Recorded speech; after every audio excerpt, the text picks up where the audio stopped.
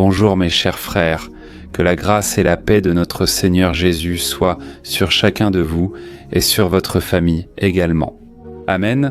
Je suis le pasteur Antonio Junior et je suis ici très heureux, frères, parce que je priais et Dieu a mis dans mon cœur une parole que je veux partager avec vous.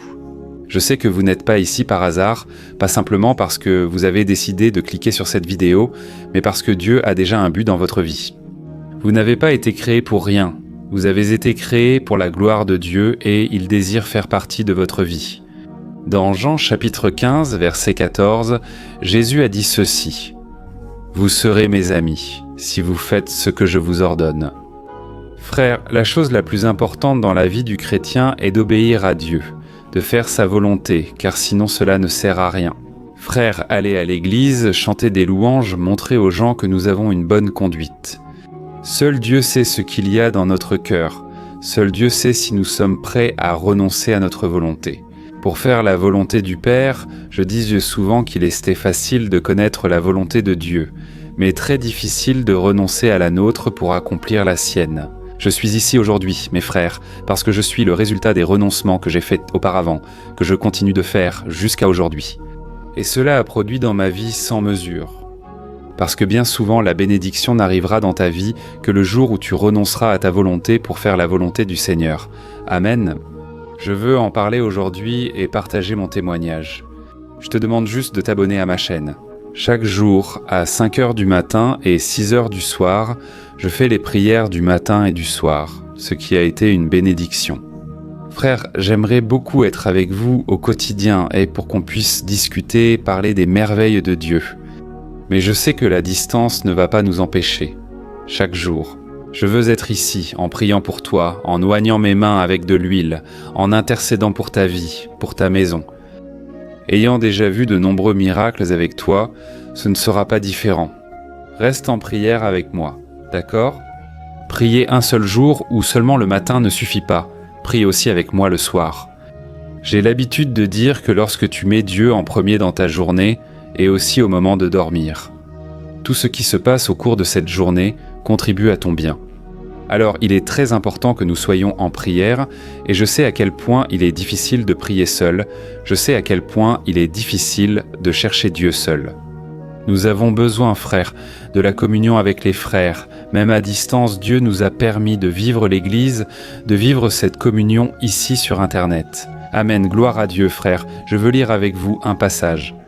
En fait, c'est une parabole que Jésus a racontée et j'ai toujours été très touché par cette parole parce qu'elle me confronte. Parfois, il faut être confronté, non? Si on écoute seulement des messages agréables, des messages positifs, cela ne va pas changer notre cœur. Nous avons besoin d'entendre une parole ferme, une parole basée sur Jésus. Et je veux lire ce que Jésus a dit dans Matthieu, chapitre 21, versets 28 à 32. Soyez attentifs, écoutez ce qu'il a dit.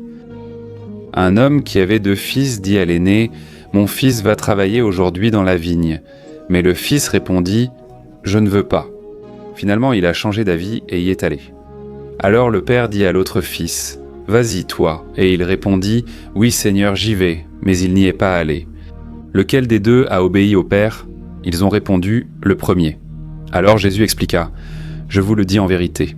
Les collecteurs d'impôts et les prostituées entreront dans le royaume de Dieu avant vous, car Jean est venu et vous a montré le chemin de la justice, mais vous n'avez pas cru en lui, tandis que les collecteurs d'impôts et les prostituées ont cru. Amen. Écoute, laisse-moi t'expliquer ici. Ici, Jésus parlait aux pharisiens, aux religieux de l'époque, des personnes qui faisaient tout correctement, tout parfaitement. Cependant, ils désobéissaient à Dieu. Ils ne croyaient pas en Jésus. Ils ne croyaient pas au miracle qu'il avait accompli. Ils remettaient sans cesse en question Jésus. Pourquoi? Parce qu'ils étaient orgueilleux. Frères, la chose la plus dangereuse dans la vie du chrétien, c'est l'orgueil spirituel. C'est quand tu sais déjà beaucoup de choses, chante tous les chants et connais de nombreux passages de la Bible. Frères, c'est un danger, nous devons faire attention, sinon nous commençons à penser que nous sommes meilleurs que les autres. Juste parce que nous sommes à l'église, juste parce que nous avons cessé de pratiquer tel ou tel autre péché. Et alors nous commençons à juger les gens, nous commençons à mépriser les autres personnes. Frère, Dieu, S'il y a une chose que Dieu fait, c'est analyser le cœur. Dieu choisit la personne par le cœur, Dieu. Il peut voir une personne sale, une personne qui, aux yeux de la société, est méprisée. Mais Dieu y va.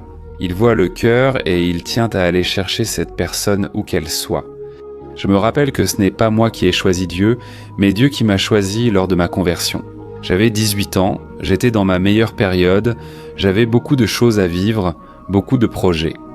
Mais alors Dieu est apparu sur mon chemin, il est venu me chercher, il est allé dans cette petite chambre sombre où j'étais et il m'a sauvé.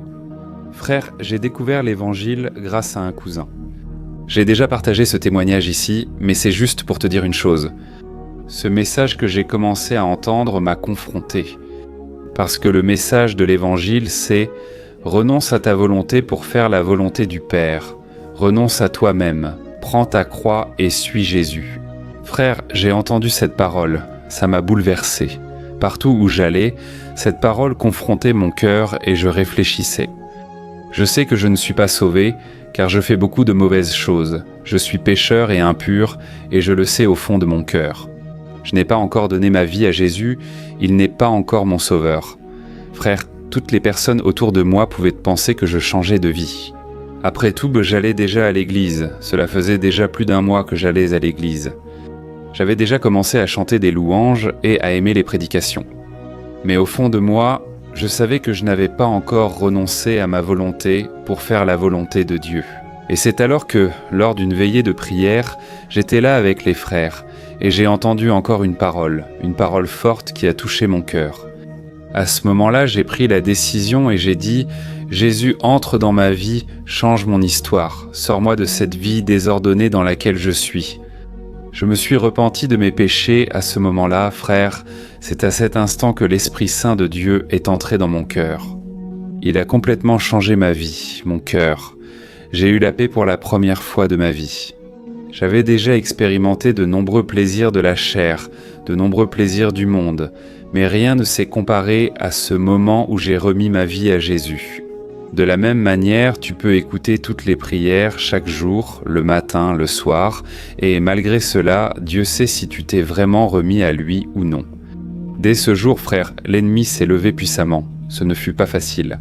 Le diable a essayé de toutes les manières de me faire sortir de ce chemin, mais j'ai pris la décision. Je vais obéir à mon Père, je vais renoncer à tout ce qui ne lui plaît pas. Je veux seulement ce que Dieu a pour moi, mais les gens, les frères, se trompent.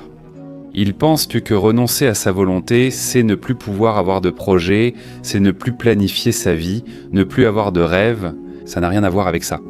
Mais la vérité, c'est que tu seras prêt à renoncer à n'importe quoi, si ce n'est pas la volonté de Dieu pour ta vie. Amen. Je vois un exemple très clair dans la Bible. Dans la vie de David, David voulait vraiment. Il rêvait de bâtir un temple pour Dieu. Mais Dieu a dit « Tu ne vas pas construire parce que tes mains sont tachées de sang. Tu es un homme de guerre, je vais faire en sorte que ton fils construise. » Alors David a dû renoncer à sa propre volonté. Je vois l'exemple de Jonas, le prophète Jonas. Il a énormément souffert. Pourquoi ? Il n'a pas voulu faire la volonté de Dieu, même s'il était déjà prophète. Il a décidé d'aller dans la direction opposée et qu'est-ce qui s'est passé ? Il a récolté la tempête, une tempête est survenue. Il s'est enfui sur le bateau, les marins l'ont jeté à la mer et il a été avalé par un poisson. Et la miséricorde de Dieu l'a touché. Après 3 jours, il a été rejeté sur la terre, jusqu'à ce qu'enfin il obéisse à Dieu. Et Jésus alors, frère ? Jésus était là au Gethsémani et il a même sué du sang parce qu'il ne les voulait pas. D'ailleurs, il savait que la croix serait trop lourde.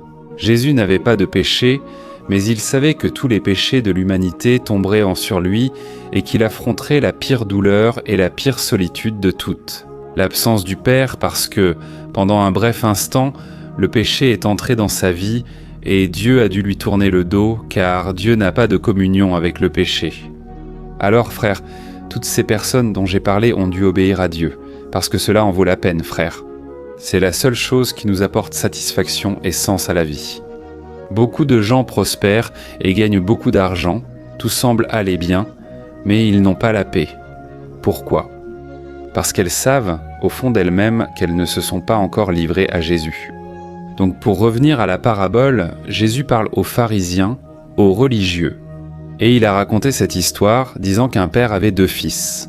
Il a dit à son fils aîné, « Fils, va travailler dans la vigne aujourd'hui », et le fils a répondu, « Père, je n'irai pas, non ». Mais après quelques jours ou un certain temps, il a décidé d'y aller. Le père est alors allé voir son fils cadet. Il lui dit, « Mon fils, va travailler aujourd'hui dans la vigne ». Le fils répondit, « Oui, papa, j'irai ». Mais finalement, il n'y est pas allé. Jésus a alors demandé aux religieux, « Lequel a fait la volonté du Père ?» Ils ont répondu, « C'est le premier, celui qui a changé d'avis et est allé. » Frère, Jésus a ajouté, « De même, les collecteurs d'impôts et les prostituées entrent dans le royaume de Dieu avant vous. » Pourquoi ? Ils ont vu ce que j'ai fait, les miracles, et ils ont cru en moi, et vous êtes là, en train de voir toutes sortes de miracles. Vous avez entendu le message de Jean-Baptiste annonçant que je viendrai dans ce monde et vous ne croyez toujours pas jusqu'à présent. Frères, je crois que ce message aujourd'hui est très important pour nous. Il ne suffit pas seulement d'écouter l'Évangile, nous devons le mettre en pratique. La foi sans les œuvres est morte. Tu es peut-être venu ici aujourd'hui en étant dans une relation que tu sais ne pas venir de Dieu, cette personne t'entraîne dans le péché. Tu dois prendre position, ça ne sert à rien de prolonger, ça ne sert à rien de continuer dans le péché et de dire que tu aimes Dieu, tu dois renoncer. Frère, c'est cela qui va montrer à quel point tu aimes le Seigneur. Amen. Tu te rappelles le verset cité au début, Jean 15, 14 ?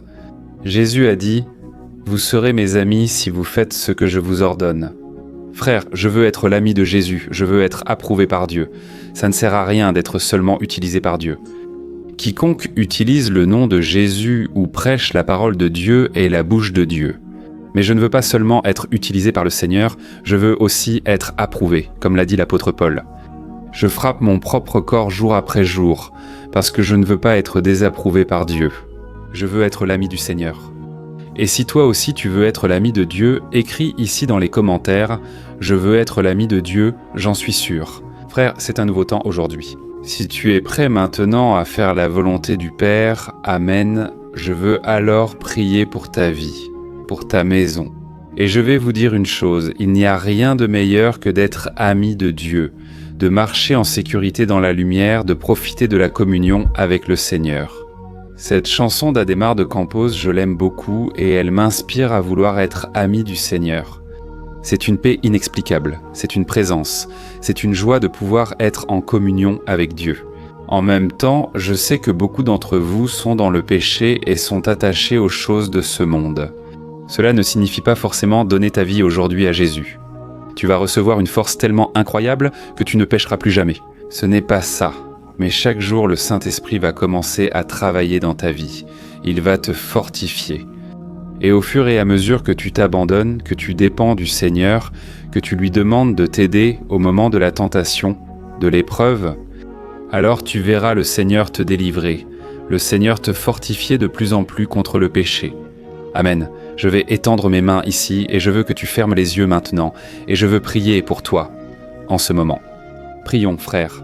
Alléluia. Seigneur mon Dieu et mon Père, je veux te remercier pour cette prière, pour ce moment si important de la parole. Ô mon Dieu, quelle parole qui nous confronte, quel message, Père, nous devons prendre position aujourd'hui. Jésus, je place devant toi, Seigneur, la vie de cet homme et de cette femme, mon Seigneur, je te demande en leur faveur. Beaucoup sont maintenant découragés, beaucoup sont accablés et d'autres aussi sont asservis par le péché. Jésus, aie pitié, Seigneur. Ô mon Père, libère-nous de nous-mêmes, libère-nous de ce péché qui nous tourmente tant. Jésus, je mets devant toi, mon Père, la vie de chaque personne qui m'écoute. Fortifie-les, Seigneur. Nous voulons être le Fils qui fait la volonté du Père. Nous voulons être ceux qui croient, qui font confiance, qui persévèrent dans la prière, qui abandonnent tout ce qui déplaît à ton cœur.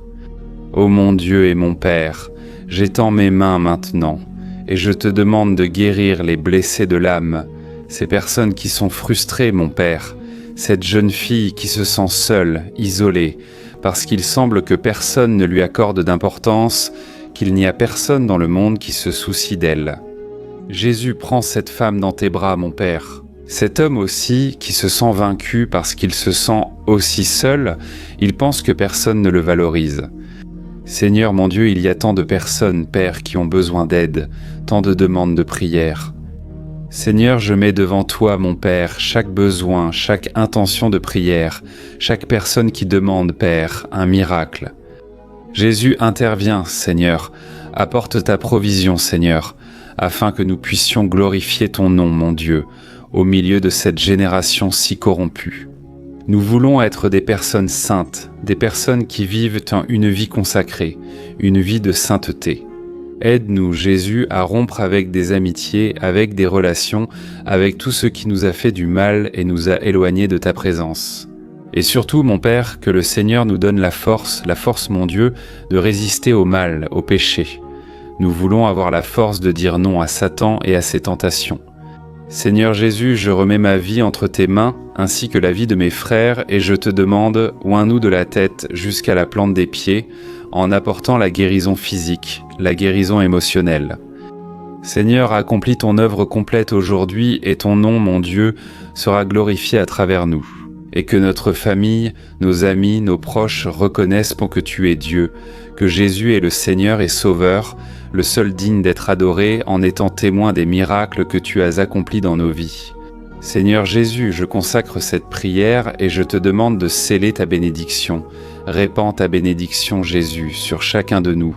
Au nom de Jésus, c'est ainsi que je prie et je te remercie déjà. Amen. Gloire à Dieu. Alléluia.